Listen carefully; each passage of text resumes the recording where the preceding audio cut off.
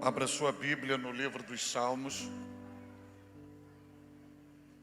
Abra sua Bíblia no livro dos Salmos, de número 20. Salmos de número 20. Abra sua Bíblia, livro dos Salmos, número 20.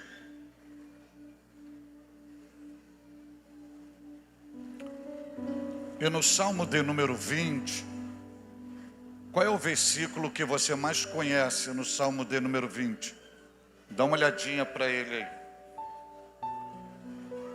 Qual é o versículo que você mais conhece no Salmo de número 20? Provavelmente o versículo 7 e 8, né? Uns confiam em carros, outros confiam em cavalos, mas nós faremos a menção do nome do Senhor. Esse vocês conhecem, não conhecem?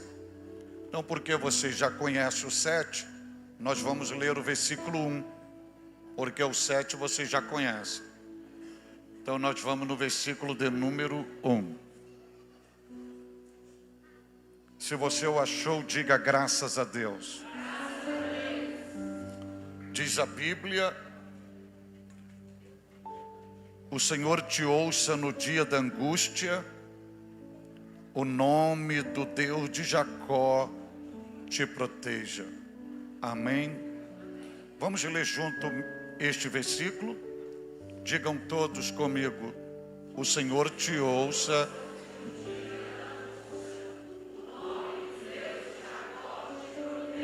Ok, olha para esse versículo e preste atenção no verbo ouvir. O Senhor te ouça no dia da angústia. Quem está colocando o texto na tela, há possibilidade de colocar a versão NVI? A versão NVI deste versículo? Porque tem uma mudança de um verbo que vai nos dar uma dimensão muito grande. Veja se tem possibilidade da versão NVI. Olha aí, NVI.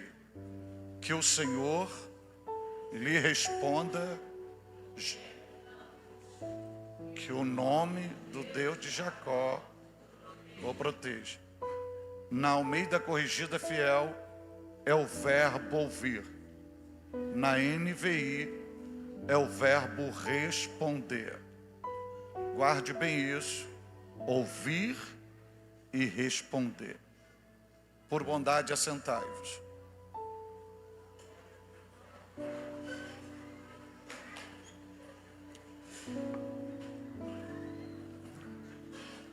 Antes de a gente criar o pano de fundo deste versículo, eu já destaquei nas duas versões o verbo ouvir e o verbo responder.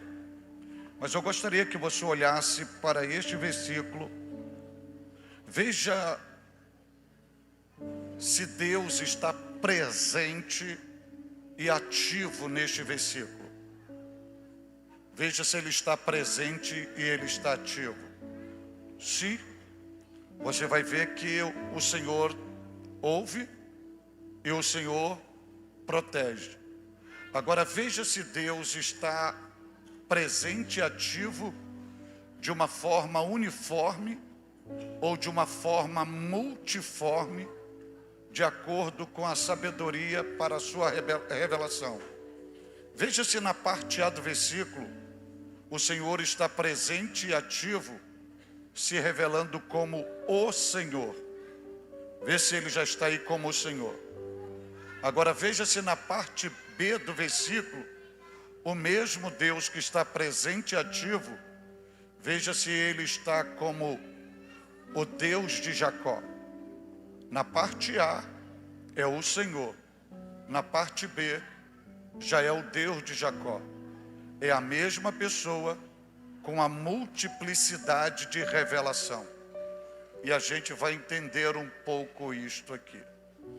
Pois bem, servos de Deus, igreja do Deus vivo, noiva do Cordeiro, santos do Senhor, que hoje me ouvem neste santuário, como os senhores e senhoras bem viram e são testemunhas oculares, nós hoje estamos situados no livro dos Salmos, utilizando o capítulo 20, e especialmente hoje o primeiro versículo.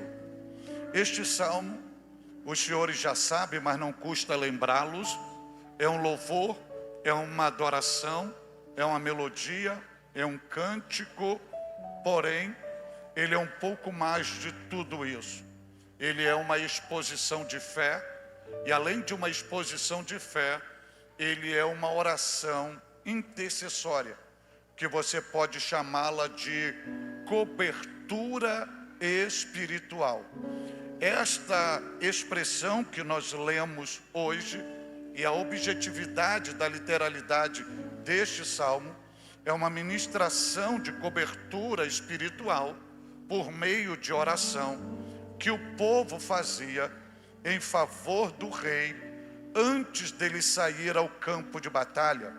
E a metodologia cultural e religiosa da época, antes do rei com a sua tropa e lutar contra os seus inimigos, o povo se reunia e fazia uma ministração em forma de intercessão, e nesta ministração eles liberavam uma cobertura espiritual sobre o rei e a sua comitiva. Haja vista que na parte A do versículo você vai ver a primeira cobertura espiritual dizendo: o Senhor te ouça no dia da angústia. Ou seja, a ministração significa dizer que quando o rei estivesse vivenciando a batalha e passando pelo processo do pior dia da sua história, chamado aqui de angústia, que ele gritasse por socorro, ele pudesse ser ouvido pelo Senhor. Além disso, a segunda ministração de cobertura espiritual é que, além que ele fosse ouvido, o nome do Deus de Jacó lhe desse proteção, cobertura, blindagem, livramento. Esta era a vida. E logo quando o rei vencia seus adversários, ele tinha o reconhecimento que aquela vitória é porque ele pediu ajuda, ele foi ouvido, foi respondido e foi protegido. E que além disso, Deus, na sua multiforme sabedoria, se revelou como o Senhor para ouvi-lo e para respondê-lo, mas também se revelou como Deus de Jacó para protegê-lo, preservá-lo e dar a vitória. Além disso, desse pano de fundo histórico-cultural da época, neste versículo, está um panorama da realidade existencial de cada um de nós. E aqui é possível nós olharmos para este versículo e visualizarmos os retratos da história da vida de cada um de nós. E ao mesmo tempo, neste versículo, é possível visualizarmos a metodologia divina quando ele decide agir em nosso favor, quando aparentemente não existe mais probabilidade de solução para a nossa vida. Além disto, nós vamos visualizar que Deus, na regência do seu governo, da sua vontade, tanto permissiva quanto soberana, ele nos proporciona visitarmos ou termos experiências que nós jamais desejaríamos ter, algo que nós nunca planejamos, que nunca sonhamos, mas que vamos vivenciar.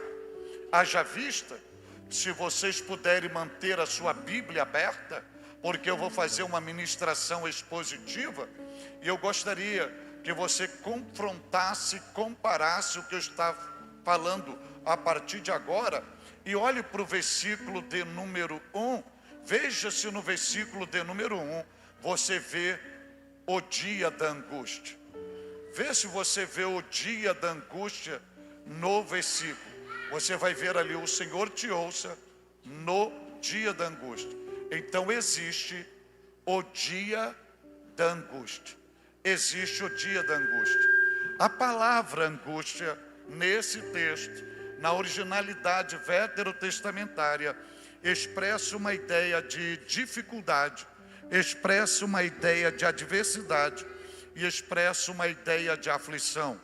Em outras palavras, resumindo toda a significativa desta palavra, o dia da angústia é tudo aquilo que acontece de forma contraditória, conspirando contra nós, quando não sentimos mais possibilidade de reagir contra o mesmo, percebendo que tudo que acontece no dia da angústia está além das nossas forças físicas e até mesmo espirituais. Quando nós olhamos para esta palavra, você vai ver que existe o dia da angústia. E quando a Bíblia nos apresenta o dia da angústia, vale a gente diferenciar o nosso posicionamento do posicionamento divino. Vale lembrá-los que o dia da angústia não é um projeto humano, não é um planejamento humano e não é algo que nós desejamos.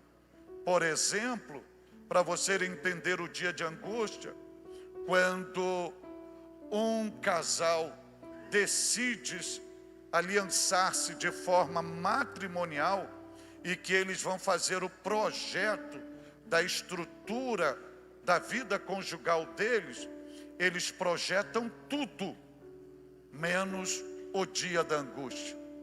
Quando este casal é agraciado pela dádiva da fecundidade e recebe a notícia que vão ter um filho, ele projeta todos os sonhos, todo o sucesso, todas as bênçãos para este filho, mas jamais projeta o dia da angústia. Logo, quando nós planejamos toda a nossa vida, seja no âmbito financeiro, familiar, ministerial, empresarial, educacional, nós sonhamos, planejamos, agendamos, projetamos viagens, uma série de gozos que a vida nos proporciona, porém, jamais projetamos o dia da angústia. Se você acompanhar todos os louvores, todas as orações feitas por um filho de Deus, você nunca vai encontrar um crente pedindo um dia da angústia. Você não vai encontrar uma igreja fazendo a campanha do dia da angústia. Você não vai ver ninguém cantando: eu quero o dia da angústia, porque o dia da angústia não faz parte do planejamento humano. A gente não projeta, a gente não idealiza. Porém, vale lembrá-los que o dia da angústia não está na agenda de cada um de nós, mas faz parte do calendário de Deus. É Deus que projeta, é Deus que agenda, é Deus que planeja. E há um detalhe: o dia da angústia está no calendário divino, porém, Deus não dá aviso prévio quando chega o dia da angústia. O dia da angústia é um dia de surpresa, que Deus projeta para cada um de nós, mas Ele não nos dá um aviso quando Ele chega, em que momento, em que horário, em que circunstância. Isto significa dizer que, muitas das vezes, amanhecemos o dia sorrindo e terminamos chorando. Muitas das vezes, nós amanhecemos o dia planejando uma festa e terminamos num velório. Muitas das vezes, nós planejamos conquistando algo ao amanhecer e a notícia no final do dia de perda. E o que é isto? É o dia da angústia. É o dia da angústia. Outro detalhe, além do dia da angústia, está na agenda de Deus. Deus, Ele jamais olha para nós e chega para nós e vai nos perguntar: você quer o dia da angústia?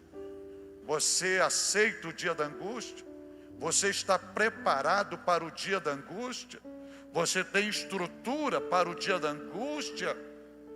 Você tem mecanismo para enfrentar o dia da angústia? Ele não vai perguntar. É uma decisão pessoal dele. Ele olha para nós, nos separa e decide matricular cada um de nós numa escola chamada o Dia da Angústia. E você amanhece o dia cheio de projetos no coração, e Deus olhando para você, e numa linguagem antropomórfica, Ele já traz a matrícula pronta e diz: a partir de hoje, eu te matriculei na minha escola para você vivenciar o dia da angústia. E nesse dia da angústia, você não tem como fugir, você não tem como recuar, você não tem como olhar para trás, porque foi Deus que te colocou nele. E quando Deus te coloca nele, pode vir homens, pode vir instituições, pode vir anjos, pode vir quem for, ninguém te tira do dia da angústia, porque Ele que te colocou lá. E no dia da angústia, além de não ter recuo, não tem como questionar, tem que enfrentar, tem que aceitar. E há momentos que no dia da angústia, você vai querer ouvir a voz de Deus e não tem a voz de Deus. Você vai querer sentir a sua presença e não tem o sentimento da presença de Deus. Você vai querer um toque divino e não terá toque divino. Você vai querer entender por que você está passando por aquilo e não tem explicação. Você faz uma análise: estou bem com Deus, minha vida está no altar, estou em comunhão, estou procurando honrá-lo, obedecê-lo, ser fiel. E por que tudo está contraditório em relação a mim? E você pergunta e não tem resposta. A sensação é que você está sozinho no dia da angústia, porque você olha para o lado, você vê pessoas festejando e você carregando sentimento fúnebre. Você vê pessoas vivendo arregaladamente e a sensação é que você está no fundo de um poço sem saída, porque é o dia da angústia. E nós, como ser humano, independente do nível da nossa fé, independente daquilo que exercemos na obra de Deus, a sensação que vamos ter aflorada é uma sensação de rejeição, de descrédito, de desamparo do próprio Deus. Porém, é só uma sensação, porque a gente não vive de sentimento, a gente não vive de sensação, a gente vive de fé.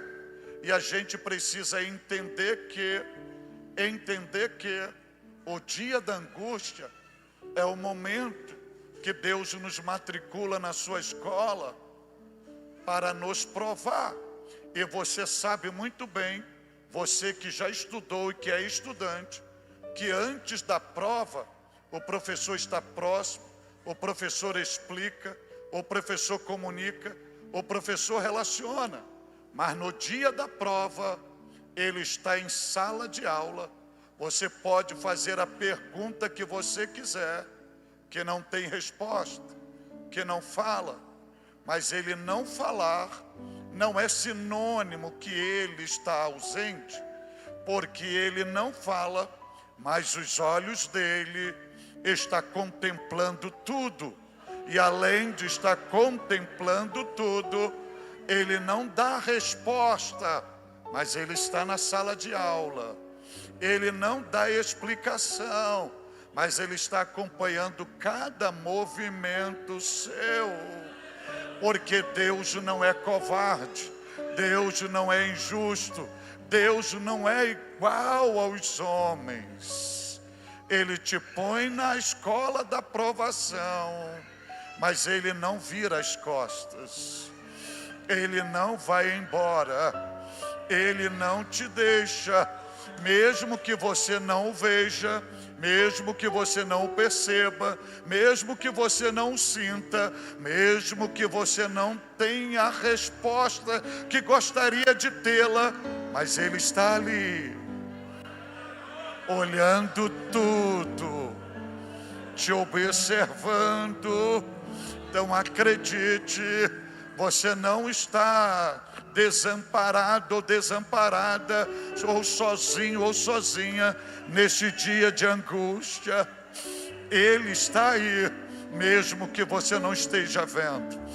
Ele está observando, mesmo que você não esteja percebendo. E Ele está te avaliando, mesmo que a prova pareça muito difícil, Ele só está te avaliando. Porque Ele quer saber o nível da sua fé,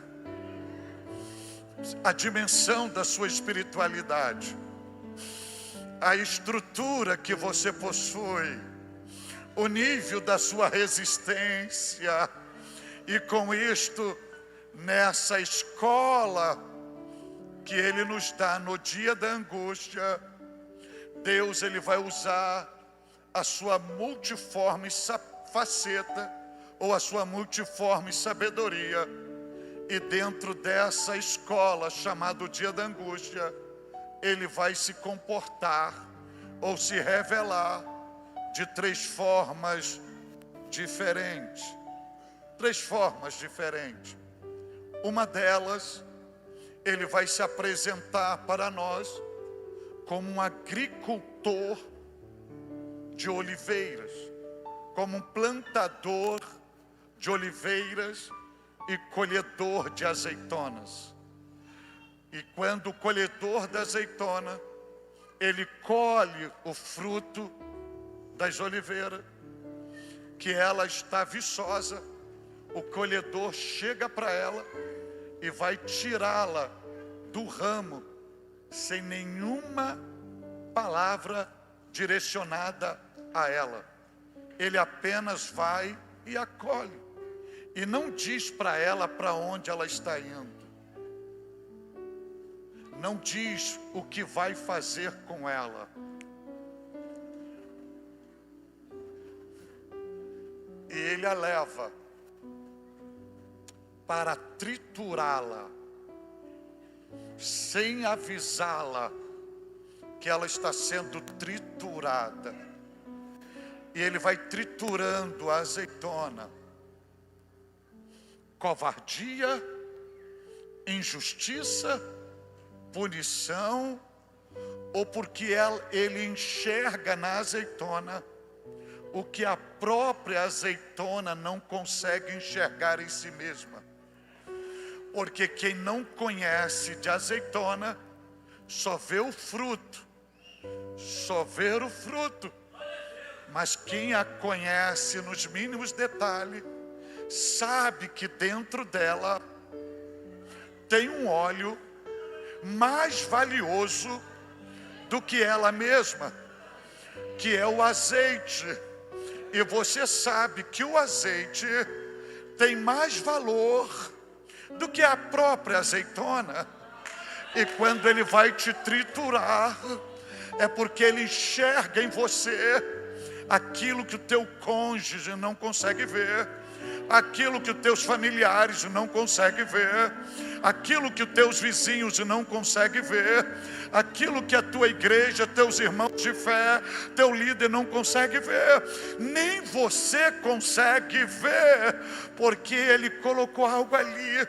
Ele sabe que tem óleo, ele sabe que tem algo saboroso dentro de você, ele sabe que tem algo valioso, e ele te tritura, e ele vai te moendo, e a azeitona, o caroço só vai pingando.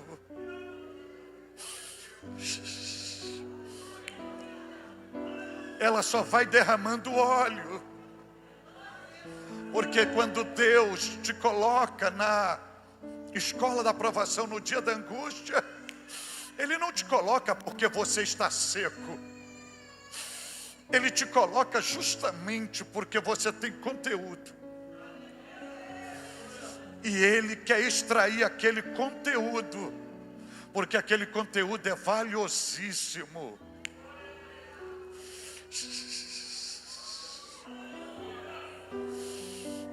E outras pessoas dependem daquele conteúdo para se alimentar.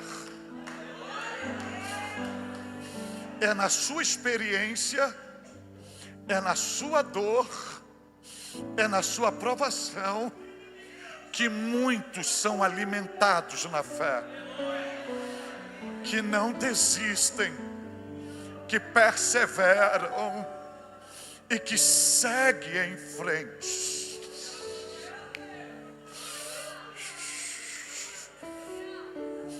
E deixa eu lhe dizer algo além. O azeite extraído da azeitona, ele chega em lugares que muitas das vezes a azeitona sozinha não chegaria.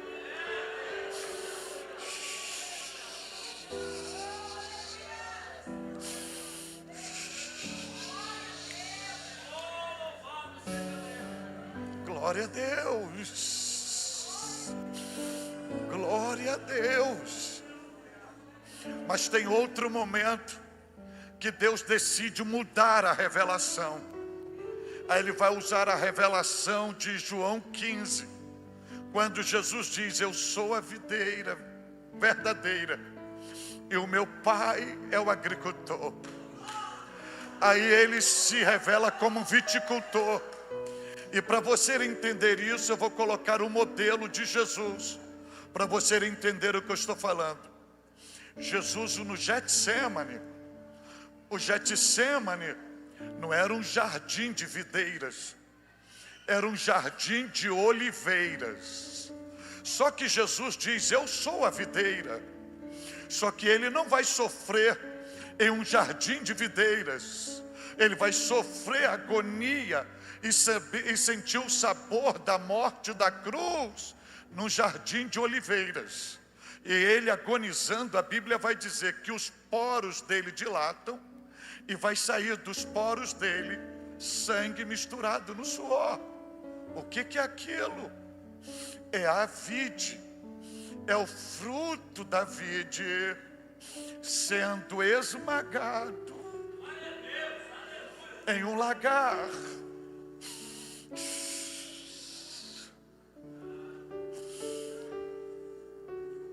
Hoje existe tecnologia, mas na cultura bíblica, colhia as uvas, colocava no lagar, e o suco era extraído a poder de pisadas, onde pisavam sobre elas, ela era esmagada, e o guincho do suco era espirrado.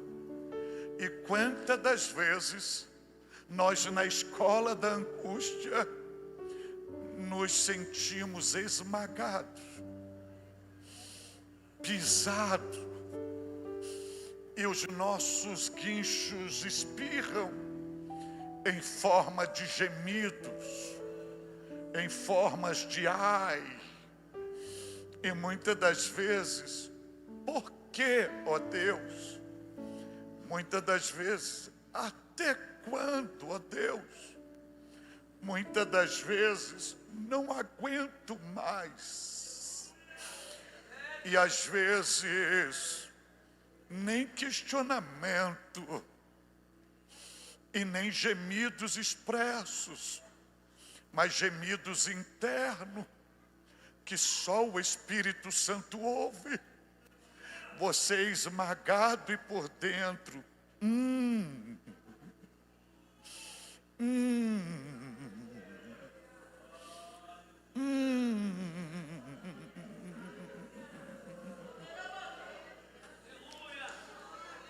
e você sendo rasgado, como se tivesse pés sobre você, te arrebentando, e o suco saindo, jorrando.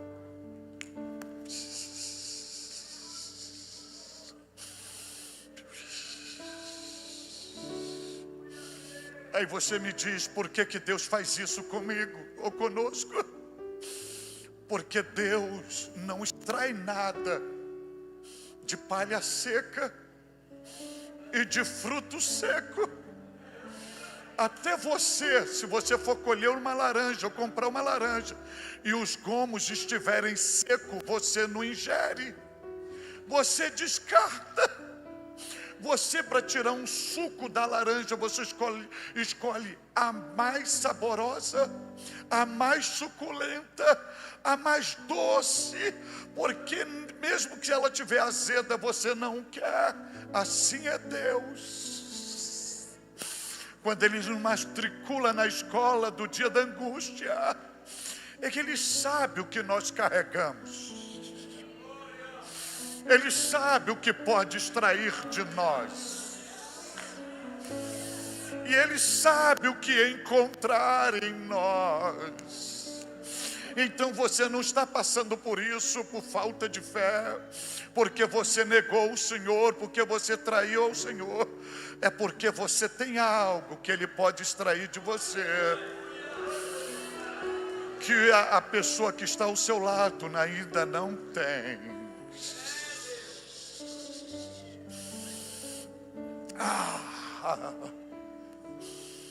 Vão me ouvindo? Aí Ele muda a revelação, e Ele vai mudar a revelação, e Ele vai se revelar como escultor, e o escultor profissional, habilidoso, dotado de um dom, ele enxerga no tronco aquilo que ninguém conhece de escultura, enxerga.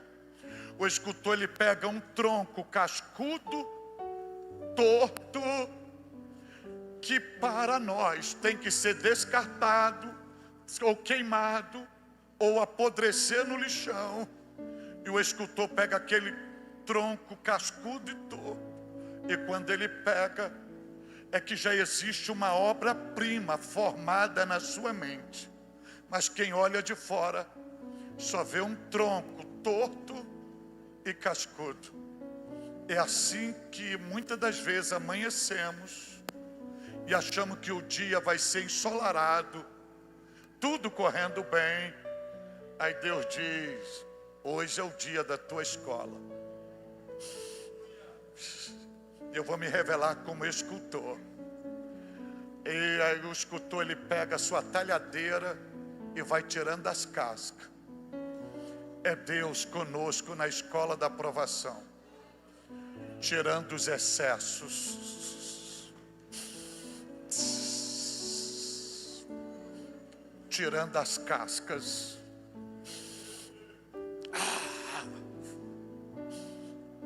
E depois Ele vai no tronco matriz e vai metendo a talhadeira. Aí é quando a gente grita, se contorce e dizemos, ai, porque Ele está tirando as lascas.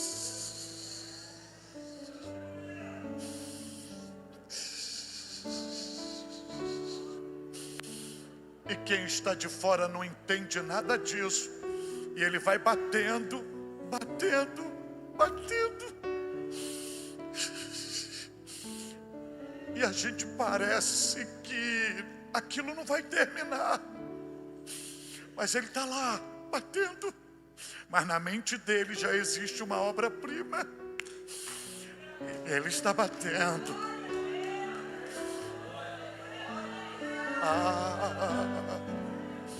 Muitas das vezes Deus nos leva para essa escola só para nos lapidar, só para remover aquilo que é demais,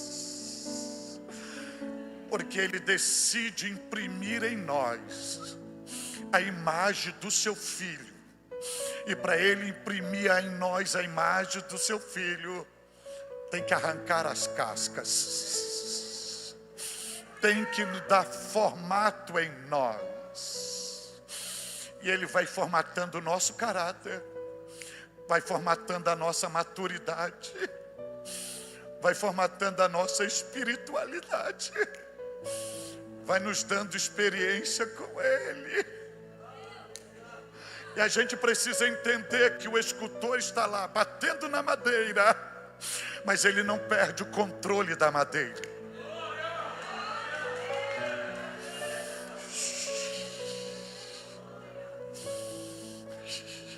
E tudo parece contraditório, mas Ele está controlando tudo. E Ele sabe aonde bater com a talhadeira. Porém, quando Ele termina a sua obra, é uma obra-prima.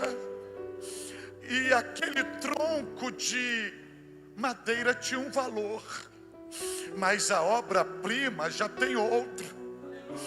O tronco de madeira ninguém queria, mas a obra-prima vai até para leilão. Porque você entra na escola com um valor e você sai dessa escola com outro valor.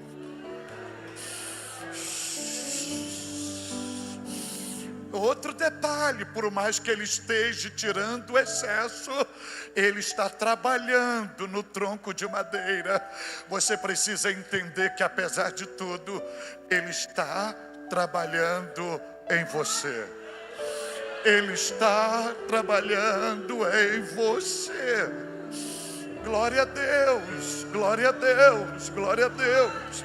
E tem outro detalhe, é que nessa escola do dia da angústia, Ele só nos matricula, mas Ele não diz quando é o meio, e Ele não diz quando termina, e Ele não diz que vai ter refeição, que vai ter um momento de recreio, e Ele não diz também quando vai terminar.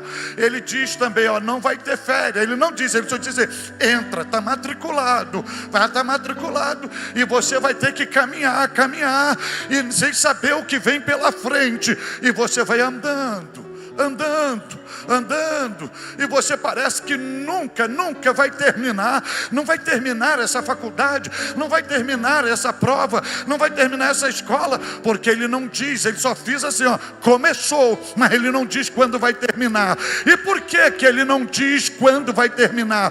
Porque nessa escola Ele quer saber se nós somos joio ou trigo. Ele quer que nós olhemos para a nossa própria imagem e a gente possa reconhecer em nós mesmos que somos. Se somos joio ou se somos trigo. Aí você me pergunta, o que significa isso?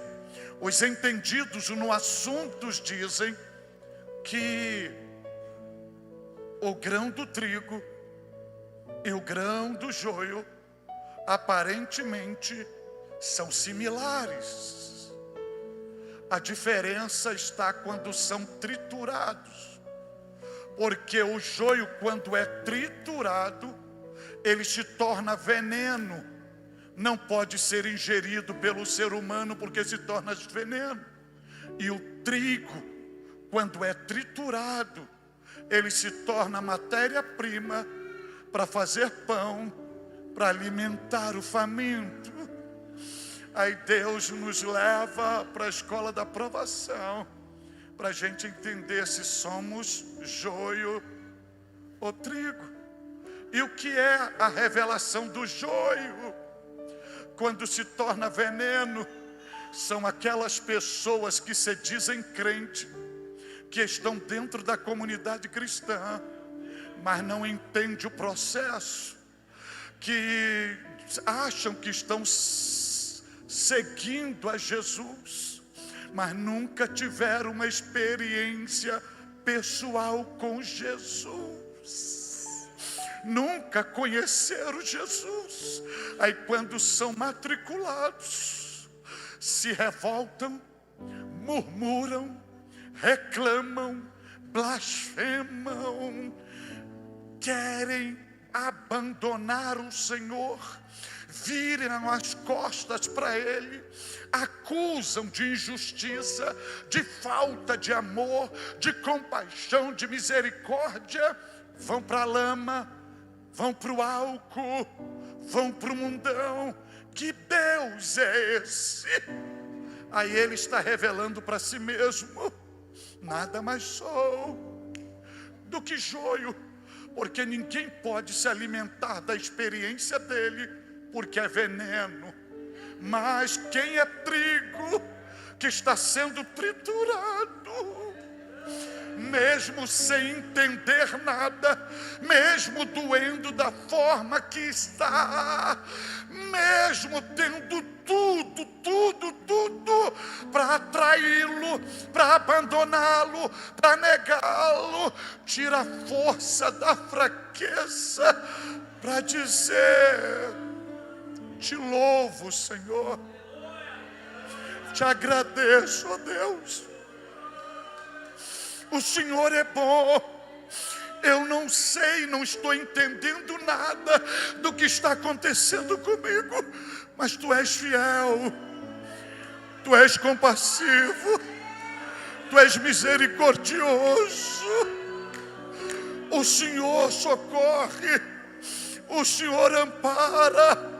O Senhor não faz nada para prejudicar os seus filhos. Tudo que o Senhor faz, mesmo que não entendemos, o Senhor está visando sempre o melhor, sempre o crescimento, e todas as coisas contribuem para o bem daqueles que amam a Deus e são chamados segundo os seus decretos.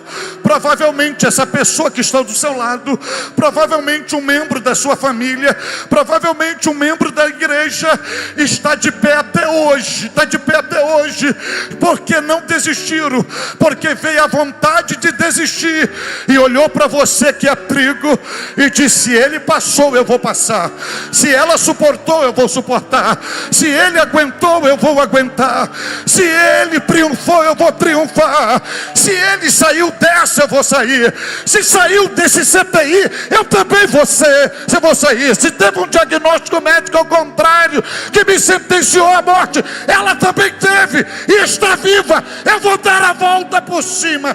Quantos estão se alimentando disso? Porque no meio da dor, o trigo tinha tudo para reclamar, aí está lá sendo triturado e dizendo: o Senhor é bom, o Senhor é bom, o Senhor é bom, o Senhor é bom, o Senhor é bom, o Senhor é bom, o Senhor é bom, o Senhor é bom, o Senhor é bom, o Senhor é bom, o Senhor é bom.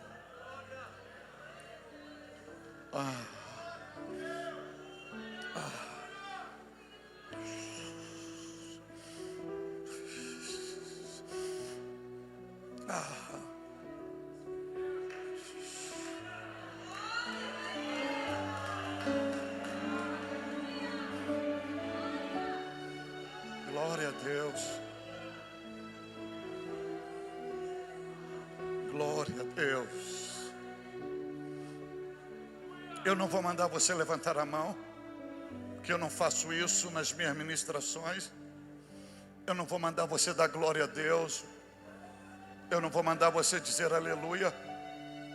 Eu só quero que você olhe para si mesmo e você chegue à conclusão se você é joio ou se você é trigo. Se você é veneno ou você é alimento. A sua matéria-prima de fé alimenta outras pessoas.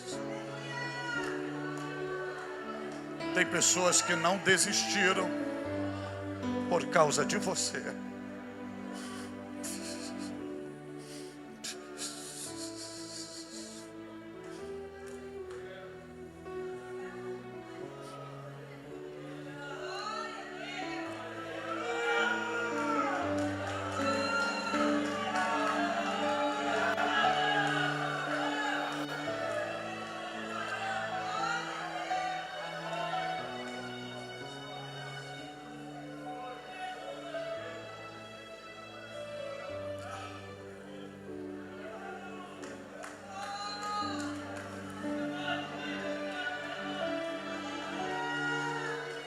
Eu volto a dizer, eu não vou mandar você dar glória a Deus, eu não vou mandar você levantar a mão. Porque quem tem a natureza de trigo não precisa ser manipulado.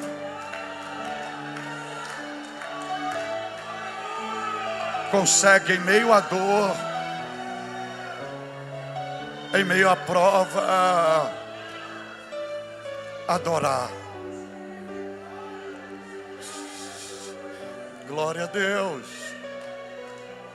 Glória a Deus.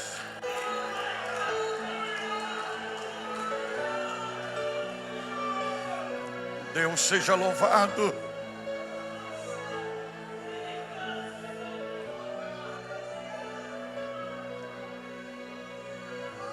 Outro detalhe. Lembra que eu disse para os irmãos que no meio da escola da aprovação, no dia da angústia, o professor está em sala de aula, mas ele não fala? Ok? Aí você vai ver nesse versículo uma metodologia divina. Uma metodologia divina, que você pode chamá-la, segundo a Bíblia, da multiforme sabedoria da revelação de Deus. Ou seja, Deus te coloca na escola da aprovação, Ele te matricula, e Ele muda a revelação dEle, Ele entra com você. Se você olhar na parte A do versículo, você vai ver que Ele se revela como o Senhor. Na parte B do versículo, Ele se revela como Deus de Jacó. Há uma diferença muito grande na revelação divina, quando Ele se revela como Senhor e quando Ele se revela como Deus. Como Deus é a revelação eloística dEle, que o revela como Deus transcendental, autônomo, independente, soberano, que não precisa de ninguém, o dono de tudo, o que está acima de tudo e de todos. Mas como Senhor, é a revelação jeovística dEle, é a revelação da aliança, é a revelação do pacto, é o Deus próximo, é o Deus da comunhão, o Deus da aliança, o Deus do relacionamento, o Deus da interação. Veja que na angústia Ele se revela como Senhor, mas para a proteção é o eloístico, o todo-poderoso. Mas na angústia é o Deus próximo, é o Deus da comunicação, é o Deus da comunhão, o Deus da relação, o Deus do interrelacionamento. O que isso significa dizer? Significa dizer que o Deus que você serve não é igual aos homens. Os homens são covardes, os homens são interesseiros, os homens são maliciosos. Os homens te colocam na prova, viram as costas e te abandonam, deixam sozinho. Mas o Deus que tu serves, Ele não é assim. Ele te matricula nas provas, mas Ele é o professor. Ele entra com você, Ele não te abandona. Eu estou debaixo da graça de Deus, eu estou coberto pelo sangue do Cordeiro, eu estou banhado pelo Espírito Santo, para lhe anunciar hoje aqui: filho, filha, você não está sozinho nessa escola da provação, você não está sozinho, Deus está contigo, Deus está contigo. Aí você pode estar me dizendo assim: mas pastor Cláudio Gama, eu não acredito. Então rasgue da sua Bíblia Mateus capítulo 4 versículo 1, porque no final de Mateus capítulo 3, Jesus está sendo batizado no Jordão, tem céu aberto, tem o Espírito descendo e tem o Pai falando, e depois de toda essa fenomenologia, termina Mateus e começa o versículo 4, capítulo 4 versículo 1 assim: e sendo Jesus levado pelo Espírito Santo ao deserto. O mesmo Espírito que desceu sobre ele é o mesmo que está levando para o deserto para ser tentado pelo diabo. O Espírito Santo levou, mas não abandonou. O Espírito Santo levou, mas não o desamparou. O Espírito Santo levou, esteve com ele, esteve com ele. É isso que está acontecendo com você. Você está na escola, mas o professor está contigo. Você não está sozinho. Essa provação não é online, essa provação é presencial. Ele está contigo. E se você não crê nisso, se você não crê nisto, rasgue da Bíblia Daniel 6. Daniel foi jogado na cova dos leões. E por que os leões não devoraram? Daniel explica a Dario: porque o Senhor enviou o seu anjo.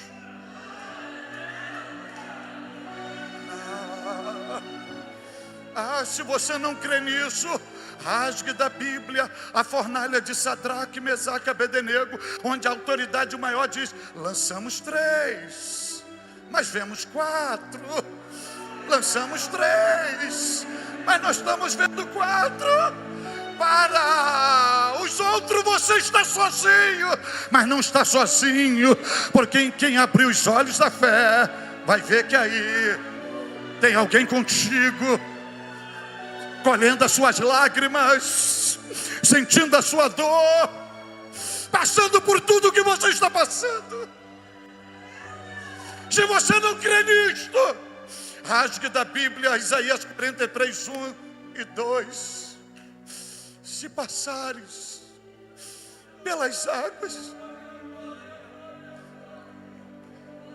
estarei contigo, e quando pelos rios, não te submergirão, e quando passares pelo fogo, não te queimarás, e nem a chama arderá em ti, porque eu estou contigo.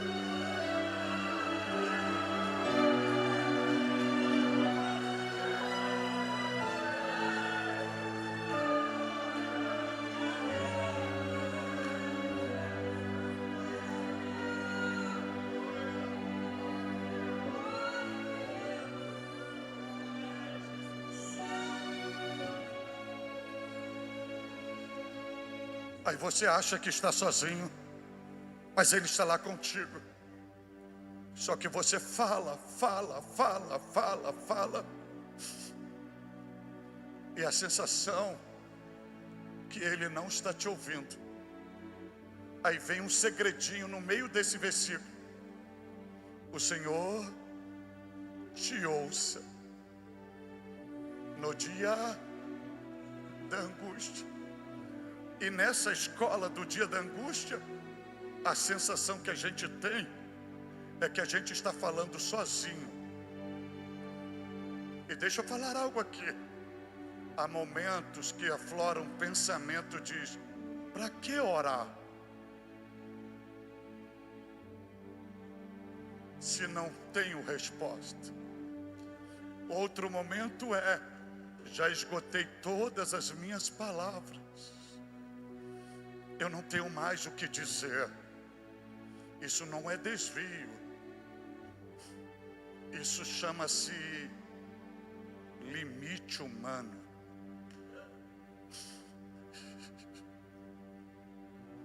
Aí você chora. E você acha que o solo que está recebendo a gotícula da tua lágrima está bebendo a tua lágrima. Aí você geme e acha que o vento está levando o seu gemido. Aí chega o salmista e diz: o Senhor te ouça no dia da angústia. Quando você está nessa escola, eu preciso lhe dizer que o Senhor, teu Deus, além dele estar com os olhos sobre você, os seus ouvidos estão atentos a toda a sua expressão verbal e sentimental, até aquilo que você não consegue dizer por palavras, mas expressa por gemidos, lágrimas. Ele está ouvindo tudo. Ele está ouvindo tudo. Ele está ouvindo tudo.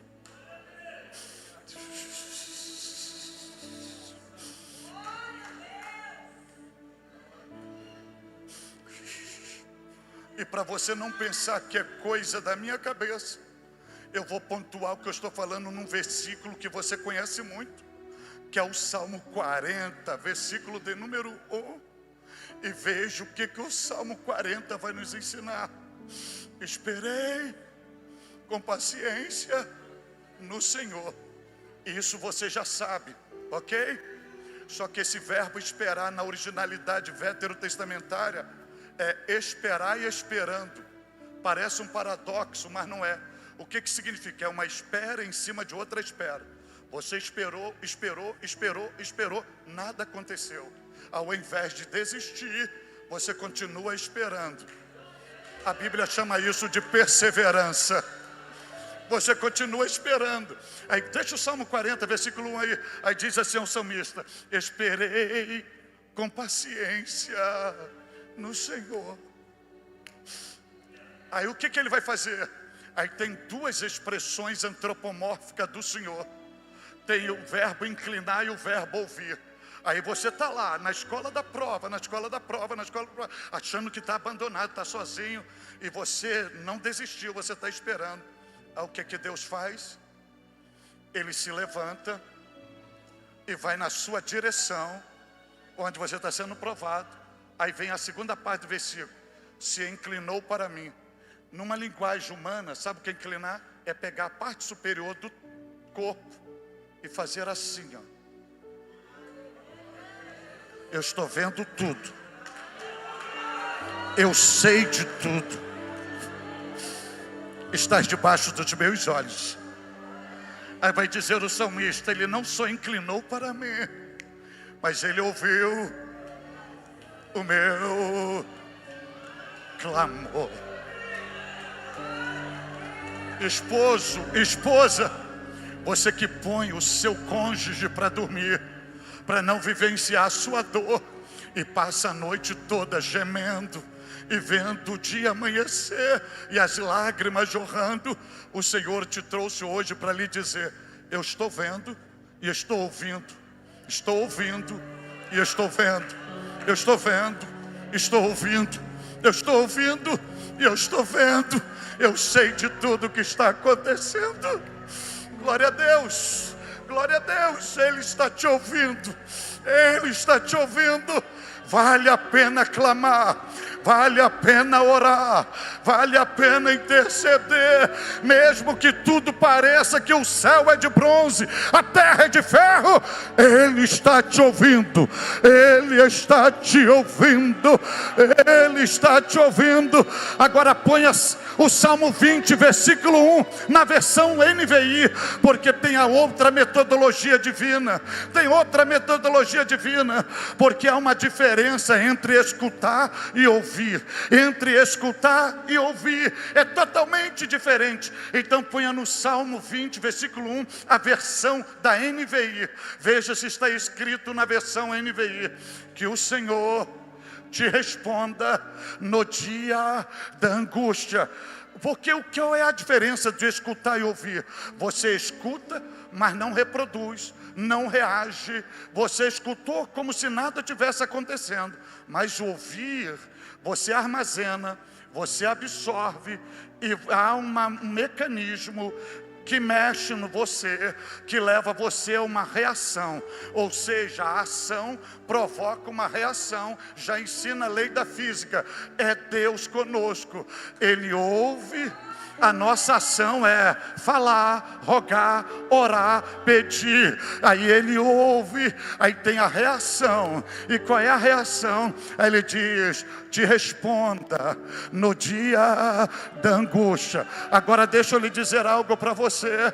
Tem resposta, mas não é na tua data, não é no teu dia, não é no teu tempo, não é do teu jeito, não é conforme você quer. Mas eu quero lhe dizer algo aqui. Prepare a tua alma, prepare o teu espírito, prepare a tua família, prepare o teu altar, prepare a tua empresa, prepare o teu ministério, prepare os teus projetos, porque vem aí respostas de Deus em teu favor. Vem aí respostas de Deus em teu favor. Vem aí respostas de Deus em teu favor. E resposta Ele dá de várias maneiras. Vai ter um momento que Ele vai te responder e vai dizer, sim, sim, eu vou responder, eu vou fazer o que você está pedindo. Mas vai ter resposta que Ele vai dizer assim, não, eu não vou lhe dar, eu não vou fazer, porque isso não é o melhor para você. Eu não quero dar o que você precisa, eu quero dar o que é o melhor para você. Eu quero dar o que faz parte do meu plano para você. Aí Ele diz não. Em outro momento Ele vai responder dizendo, espere um pouco mais, espere um pouco mais, porque eu não dou fruto de vez, eu não dou fruto prematuro. Toda a minha bênção vem no tempo certo, na hora certa, para o propósito certo. Então espere um pouco mais. Mas tem momento que a resposta é só silêncio. Silêncio. Mas das 4 maneiras, se prepare, que vem aí respostas de Deus. E eu vou fundamentar o que eu estou falando no Salmo 91, versículo de número 15. Olha o que está escrito neste versículo: Ele me invocará e eu lhe responderei. E na angústia, eu estarei com ele, e o retirarei, o livrarei e o glorificarei.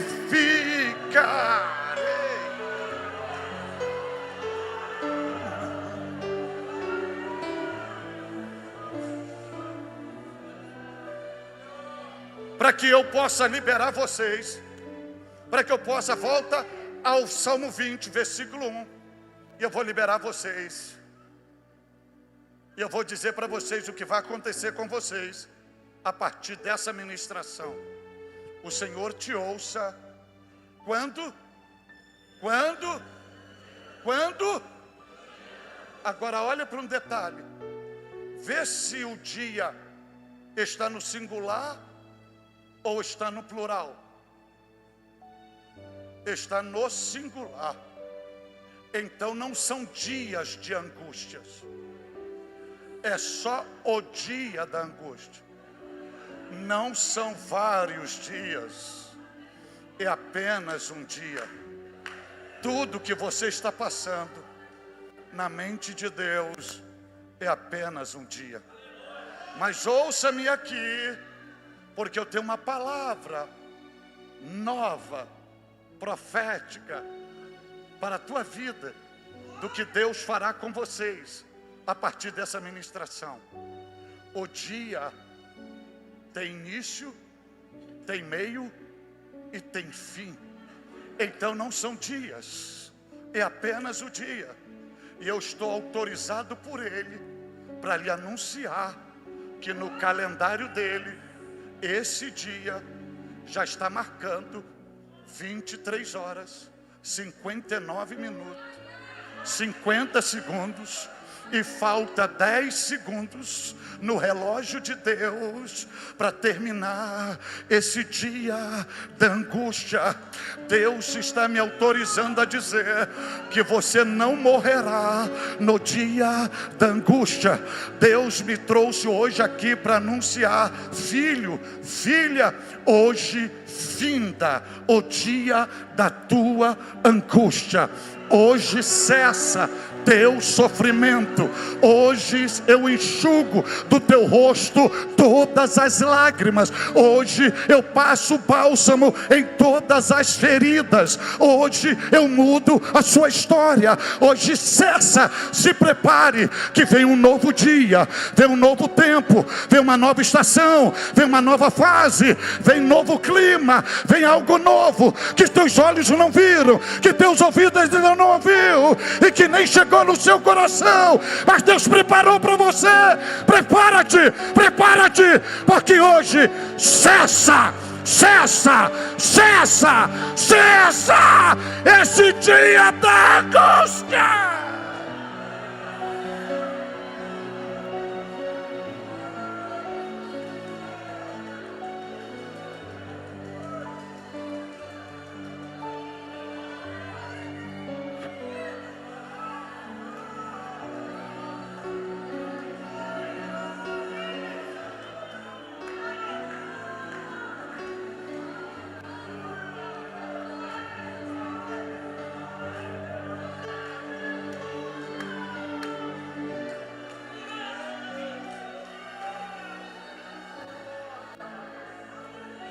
Se coloque de pé, por favor. Vai, né, filho? Vai, filho.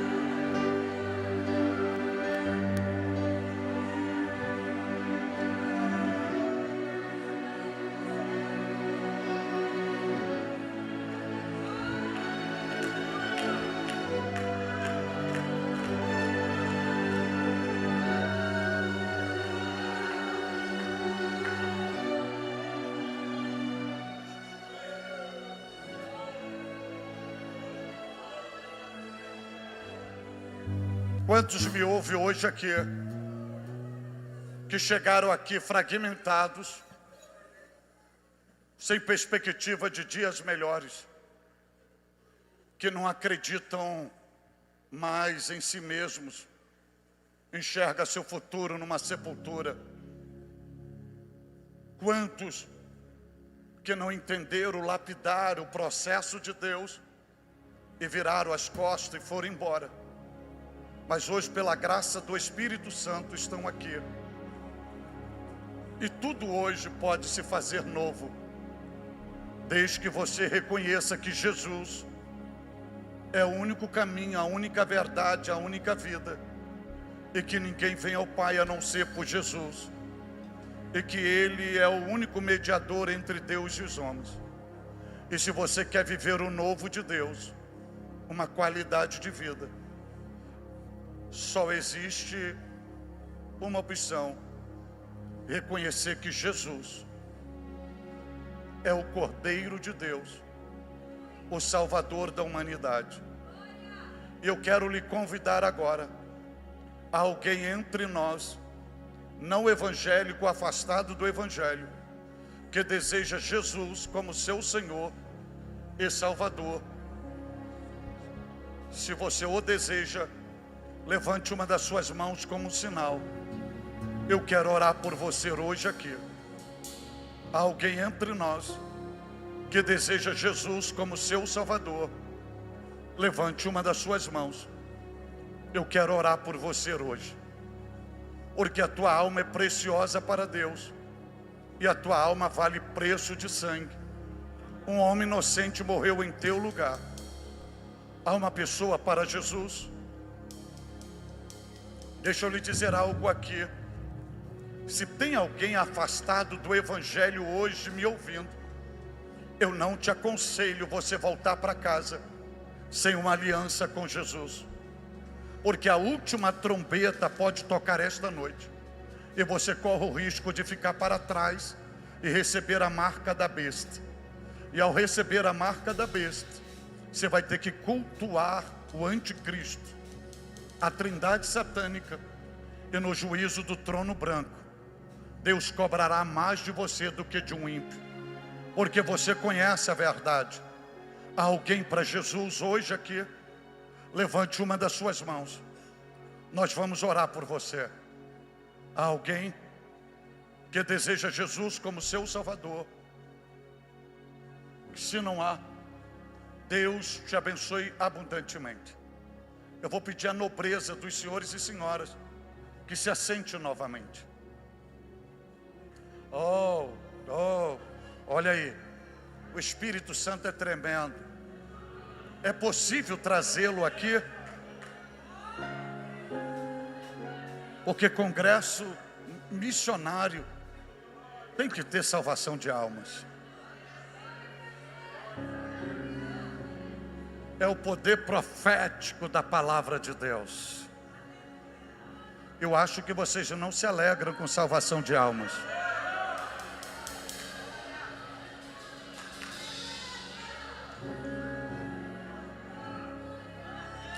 Meu Deus, quantos podem adorar a Deus?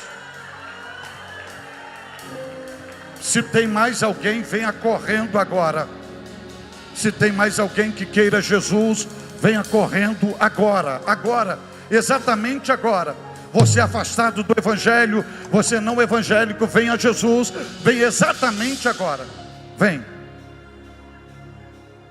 Estenda suas mãos para cá. Estenda suas mãos para cá. Senhor Deus, muitíssimo obrigado pela oportunidade de estarmos em família. E obrigado pelo milagre da salvação hoje aqui. Obrigado pela vida deste moço, alcançado pelo teu amor e pela tua graça.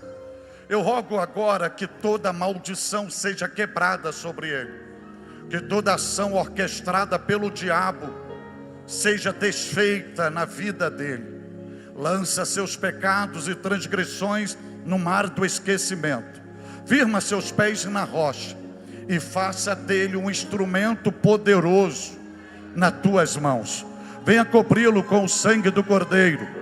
Venha banhá-lo com o Espírito Santo. Vai abrindo seus lábios, vai abrindo seus lábios e vai adorando. Olhe os seus olhos. Deus é fiel, Deus é fiel, Deus é fiel, Deus é fiel. Pode vir, pode vir. A senhora também está vindo a terceira pessoa. Está vindo a terceira pessoa. Está vindo a terceira pessoa. Olha só. É porque eu sou ético no horário. Isso aqui, sabe o que é isso aqui? É o Espírito Santo me chamando a atenção. Porque por causa do horário, eu não perseverei no apelo. Por não comprometer os princípios litúrgicos desta igreja. O Espírito Santo faz isso. E quando essa senhora de verde estava vindo, para vocês entenderem, o Espírito Santo falou comigo: ela não é a última. Eu tenho outra pessoa que veio debaixo de opressão, cocheando entre dois pensamentos. E eu trouxe ela aqui hoje para dar o último livramento da vida dela. E essa pessoa está me ouvindo. E o Espírito Santo tratou com ela hoje. E ela, porque fez aliança errônea, ela está resistindo. Mas a Bíblia diz: quando ouvirdes a voz do Senhor, não endurecerás o vosso coração. E eu estou esperando essa pessoa. E a alma dela é tão preciosa que eu quero dizer para ela: se você não vir andando com seus próprios pés, nem que seja de joelhos se arrastejando, você vai vir. Porque nós não perderemos você para Satanás. Hoje você tem a última oportunidade da sua vida.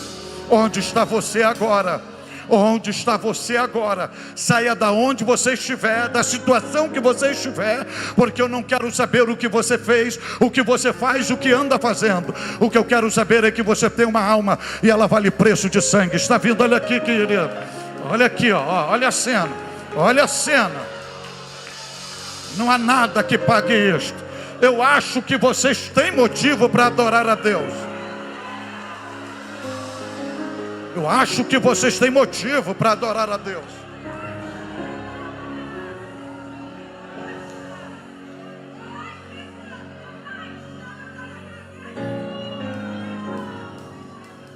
Pode soltá-la. Pode soltá-la. Pode soltá-la. Senhor Jesus, se for tu mesmo, continue. Mas se for algo para impedir o final do apelo, repreenda agora. Repreenda agora. Não queremos nada estranho que venha impedir a sua obra. Toda ação orquestrada pelo maligno, sai! Agora olhe para trás. Olhe para trás.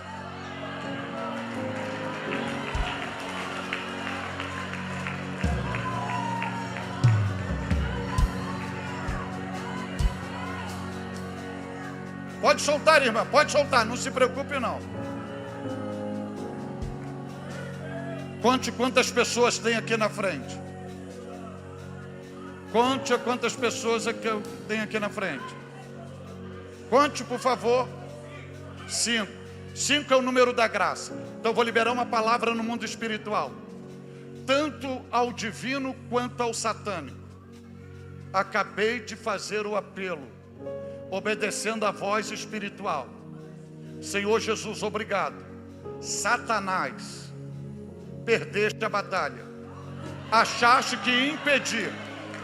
Pode ir embora, porque a obra que o Senhor tinha que fazer esta noite, Ele acabara de fazer. E para te envergonhar, Satanás, Jesus está dando o dízimo de almas hoje aqui. Pode vir, jovem. Pode vir, jovem.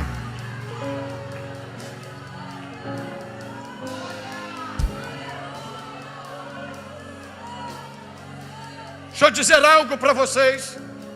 Tudo que está acontecendo aqui não é porque o Cláudio Gama veio pregar e a Estela Laura veio cantar. É porque nesta cidade tem um homem de Deus semeando a boa semente do Evangelho. E a semente germinou. Nós só viemos colher o fruto do seu trabalho. E eu vou passar para ele, porque ele vai receber essas 6 pessoas. Agora deixa eu conscientizar em 2 minutos a vocês. O que eu preguei aqui hoje não foi uma teoria, foi um estilo de vida. Tudo que eu preguei é o que eu vivo, o que eu vivi, o que eu estou vivendo. Quem me acompanha nas redes sociais sabe que Deus me pediu meu filho de 30 anos como oferta. E eu não fiz velório, eu fiz uma festa para devolver o meu filho a Deus, porque não houve morte, houve uma entrega de uma oferta. Não houve perda, houve uma devolução. Eu sei o que é no meio da dor, bebendo as lágrimas, sem comer, sem beber, com o filho estirado num caixão dentro de casa, olhar para o céu e dizer: eu te amo, Jesus. Eu te amo, Jesus.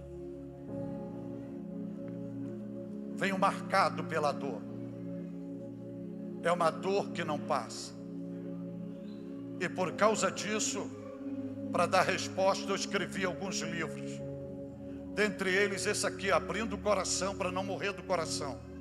Eu trato de uma exaustão emocional do homem Jesus, último nível de estresse.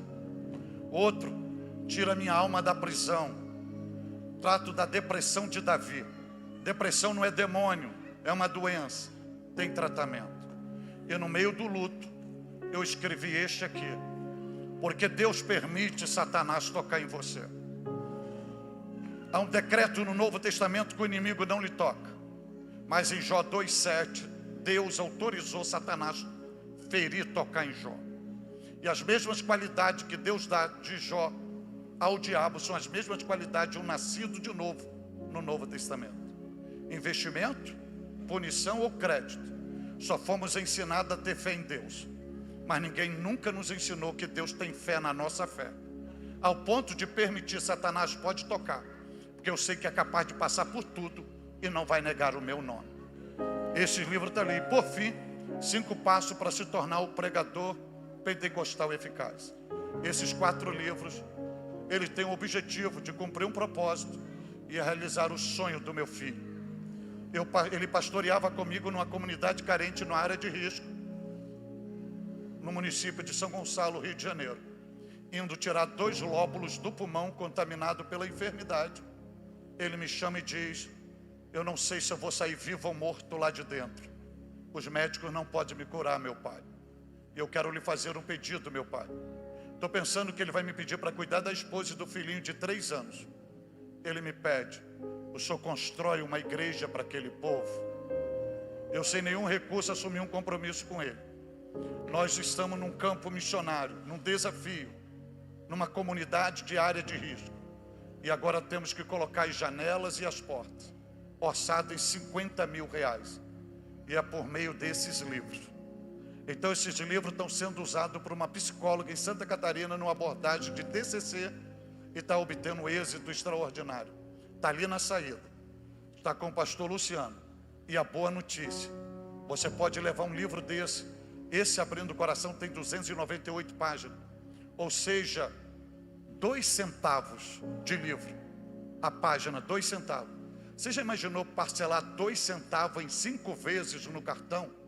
Isso significa dizer que você pode levar um livro desse e parcelá-lo em 5 vezes, só para abençoar vocês. Muitíssimo obrigado por me receberem aqui. Eu estou sendo muito abençoado. Vocês estão sendo o bálsamo de Deus no dia de hoje, para aliviar a minha dor e para refrigerar a minha alma. Que os céus venham recompensá-los. E agora o anjo da igreja, é ele que vai assumir ou quem vai assumir aqui? O reverendíssimo Joedir. Ore, receba, oriente.